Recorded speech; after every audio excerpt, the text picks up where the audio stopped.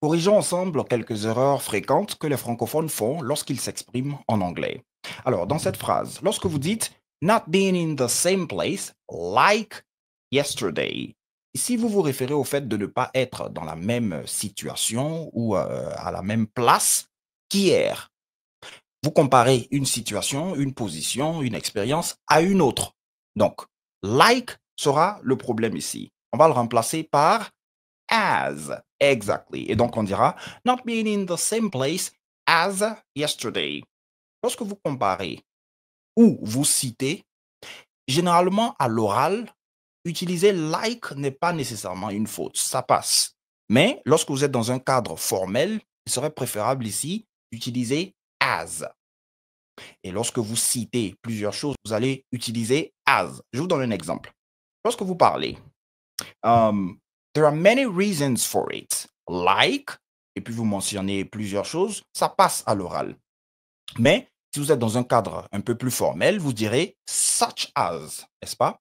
Et surtout, à l'écrit, vous n'allez plus du tout utiliser like. On dira such as. Très bien. Un autre cas. Si je vous dis par exemple, as your father, I need to take care of you. Première phrase. Deuxième phrase. Like your father, I need to take care of you. Il y a une différence sémantique entre ces deux phrases. Dans un premier temps, lorsque je dis as your father, je me réfère à ma fonction de père, right?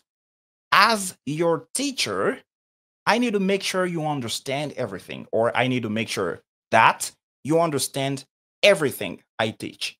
Dans ma fonction de, en tant que. Et puis, lorsque je dis like your teacher, like your father, c'est comme.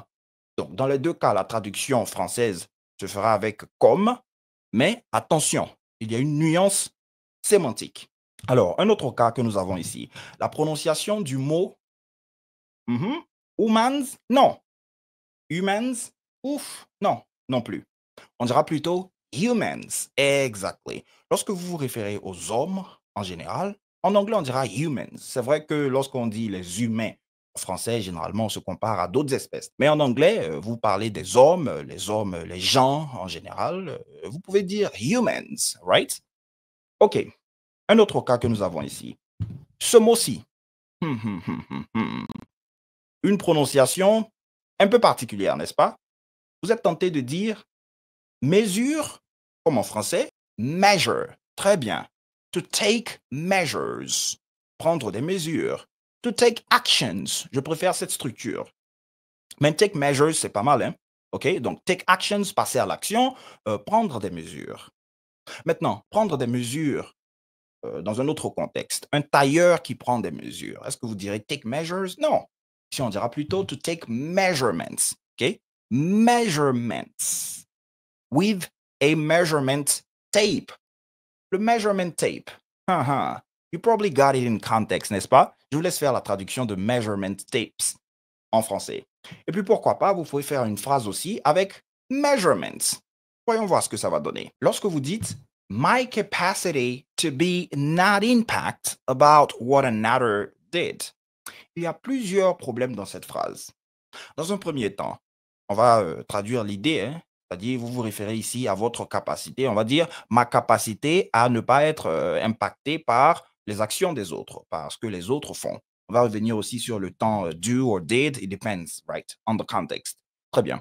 Alors, ce que vous voulez dire ici en anglais, c'est my capacity to not be. Exactly. On peut dire aussi not to be. Donc, si je dis in order not to be, en français, ça sera en vue de ne pas être, right? In order not to be impacted by. Ça, c'est une structure très intéressante. Très bien. Donc, maintenant que vous avez ça, ici, on dira my capacity to not be impacted by what other people do to me, to do to somebody, as in general. Donc, vous vous référez à quelque chose de général. Hein? Maintenant, si c'est une action spécifique dans le passé, alors what other people did. Qu'est-ce que vous avez constaté ici concernant people? On a dit what other people. On n'a pas dit another people parce que people, c'est plus d'une personne. Donc, Si vous voulez vous référer à une personne, vous direz another person. Si vous dites people, alors ça sera other people. Another va précéder les noms singuliers et other, les noms, OK, au pluriel. Très bien. You've got it. Alors, on poursuit. Comment est-ce que vous direz en anglais obstiné, têtu, une personne obstinée? Mhm. Yeah, you probably got it. Uh-huh. Stubborn. Très bien. Exactly. C'est ça le terme. Stubborn.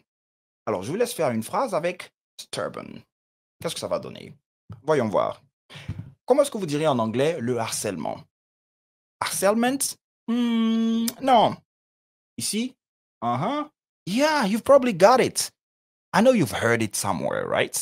Yeah, they say that a lot in English. Ça commence par yes. H. Mhm. Voyons voir. Peut-être que c'est la prononciation qui pose problème. On dira harassment. Exactly. Harassment. Maintenant, être harcelé.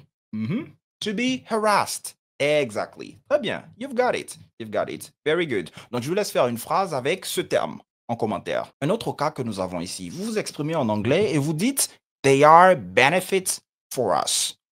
L'idée de cette phrase est que ces choses, donc ils ou elles, sont bénéfiques pour nous. Bénéfique. Benefit. Benefit, c'est plutôt le verbe. OK? Donc, on dira to benefit from something. Profiter de quelque chose, bénéficier de quelque chose. Les Britanniques diront parfois to benefit by something. Moi, je dis benefit from the American version of it, right? Très bien. Alors, donc, c'est ça l'idée. Mais ici, je suis toujours en train d'utiliser le verbe benefit. Et si on veut utiliser l'adjectif? Parce que dans cette structure de phrase, on veut faire ressortir l'adjectif, n'est-ce pas? Donc, on dira beneficial. Très bien. Exactly. Suivi de to. They are beneficial to us. Alors, je vous laisse faire une phrase dans laquelle vous allez utiliser un sujet beaucoup plus clair, pas juste un pronom, avec beneficial to, suivi typiquement d'un object pronoun, right? To me, to you, ou d'une personne, d'un nom, to James. It is beneficial to him, to James, right? Cependant, est-ce que le fait de dire beneficial for est une faute? Non, pas nécessairement. Il est important de faire la nuance entre beneficial to et beneficial for. Lorsque je dis it is beneficial to me, vous constatez que juste après le to, nous avons un object pronoun. C'est ça la structure typique avec beneficial to. Beneficial to someone, to me, to him, to Jack, to Anna. All right? Très bien. Et ensuite, lorsque vous dites beneficial for, le sens ne change pas du tout. C'est toujours le fait d'être bénéfique, avantageux pour est-ce qu'on dit avantageux pour quelqu'un ou à quelqu'un? Voyons voir. Je pense qu'en français, on dit pour, non? Ouais, je ne parle plus le français régulièrement depuis un peu plus de 7 ans, donc pardon my English, right? Anyway, je pense que c'est bénéfique pour. Bénéfique pour, ouais. Bénéfique pour, ouais. Ouais, anyway. Donc, bénéfique à, ah, bénéfique à, bénéfique pour. Anyway. Vous me direz en commentaire, alright? Donc, bénéfique pour, si je prends cette traduction française, ici, ça sera suivi du verbe à la forme ing, n'est-ce pas? Exactly. Donc, beneficial for, beneficial, something is beneficial for doing something. Je dirais par exemple, daily listening practice is beneficial for listening fluency, for English, learning as in general. Je vais vous donner des exemples plus spécifiques. Si je dis par exemple, this program is beneficial to students, qu'est-ce que ça signifie en français? Je vous laisse faire la traduction de cette phrase en commentaire. Alors, un autre exemple. Si je dis par exemple, a short break is beneficial for improving concentration. Je vous laisse traduire cette phrase aussi en commentaire. Vous voyez un peu la différence. Beneficial for improving et beneficial to someone, to students here. Très bien. Alors, ça, c'est une erreur classique à éviter absolument. According to me. Lorsque vous vous référez à vous-même, vous ne direz pas according to me.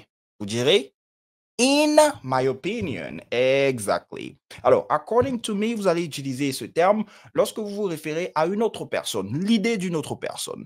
De préférence, lorsque vous êtes en train de reformuler l'idée d'une autre personne, l'opinion de quelqu'un d'autre. According to you, according to him, il est préférable d'utiliser according to quand vous reformulez plutôt que lorsque vous posez une question. Euh, Moi, je ne dirais pas according to you, what is best? Between, non, non. Moi, je dirais in your opinion. En début de phrase, il est préférable d'utiliser ça quand vous posez une question, vous demandez l'avis d'une personne sur un sujet. According to. OK? Très bien. Alors, pour revenir à in my opinion, il y a d'autres expressions que vous pouvez utiliser, n'est-ce pas? As far as I'm concerned, lorsque vous avez écouté d'autres avis et que vous donnez le vôtre. As far as I'm concerned. To me, yeah, to me, lorsque vous vous référez à quelque chose d'émotionnel, de profond, to me, something is important to you. Il est préférable d'utiliser ça comme ça. To you, dans une phrase. Et puis, ouais, to me en début de phrase. Alors, moi, je ne dirais pas que c'est une faute, hein, ça passe. To me. Moi, je n'aime pas trop la structure for me non plus. Parce que en tant que francophone, ça fait un peu trop calque dans ma tête. Quand j'entends for me, pour moi, selon moi, moi, je dirais in my opinion, tout simplement. Et puis, lorsque vous donnez votre avis sur un sujet, on va dire lorsque vous êtes d'accord avec une autre personne, par exemple. Hein, vous voulez donner votre avis et vous indiquez dans un premier temps que vous êtes d'accord. Il y a des expressions assez intéressantes que vous pouvez utiliser ici. Par exemple, you're spot on. Ah, je vais vous laisser faire un exercice de recherche parce que c'est démontré hein, que lorsque vous recherchez personnellement les mots en ligne, en anglais on dira to look up a word, look it up, right? C'est un très bon phrasal verb pour vous référer au fait de chercher quelque chose en ligne. Alors, lorsque vous dites to be transparency, il faut d'abord corriger la forme du mot. Dans cette structure de phrase, to be, on utilisera plutôt l'adjectif. Donc, transparency, c'est le nom, on dira to be transparent, n'est-ce pas? Très bien. Maintenant, quelle est l'idée spécifiquement? Parce qu'il y a quelques nuances à faire ici. Est-ce que vous voulez dire to be transparent? D'accord, ça passe. Ou est-ce que vous voulez dire to be fair? Il y a une différence entre ces deux termes. Transparent, c'est c'est être honnête. Voilà, c'est à ça que ça se réfère. C'est-à-dire, lorsque vous dites les choses franchement, sans faux fuyant, sans rien cacher, alors you are transparent. Donc, anything transparent would refer to that, the fact of not hiding anything, n'est-ce pas? Très bien. Et lorsque vous utilisez le terme fair, si vous vous référez à quelque chose d'équitable, de juste, de correct, quelque chose qui se fait dans les normes, n'est-ce pas? Très bien. Donc, on résume. Transparent refers to the fact of being open, clear. When something is transparent, there is nothing hidden, n'est-ce pas? Transparent. OK, très bien. Fair, here it is just, juste, impartial. It is equitable.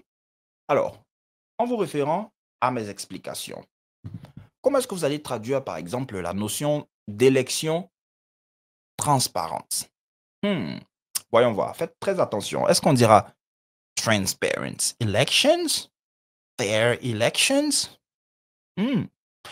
Je vous laisse faire une phrase en commentaire dans laquelle vous allez utiliser cette notion d'élection transparente. J'ai failli vous donner la traduction.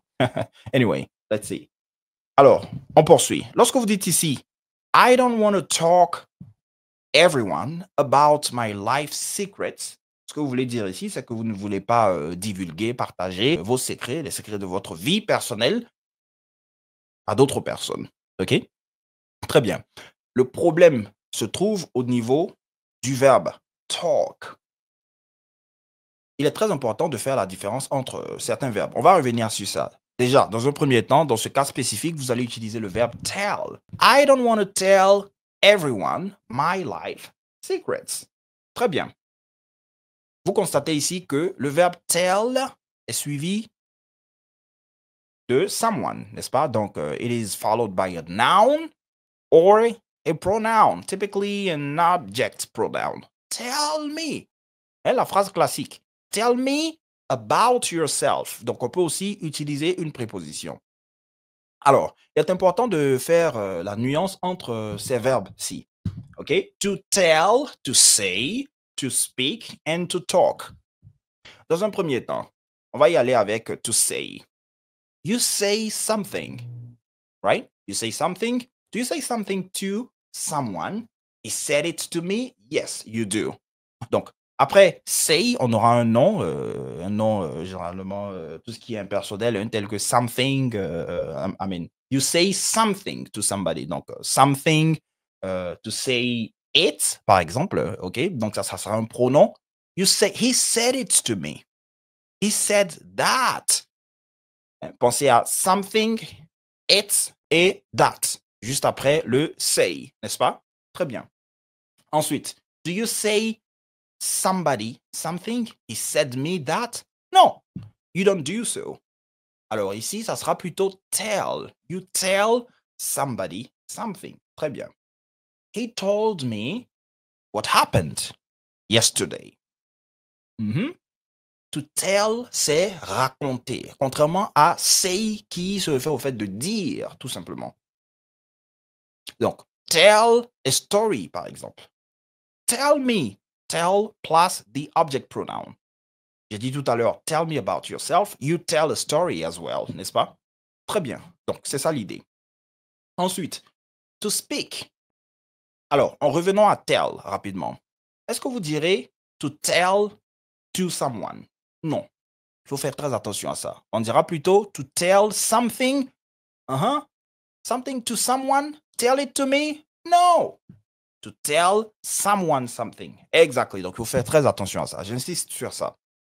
Ensuite, to speak. Est-ce que speak sera suivi d'une préposition? Oui, dans un certain type de cas.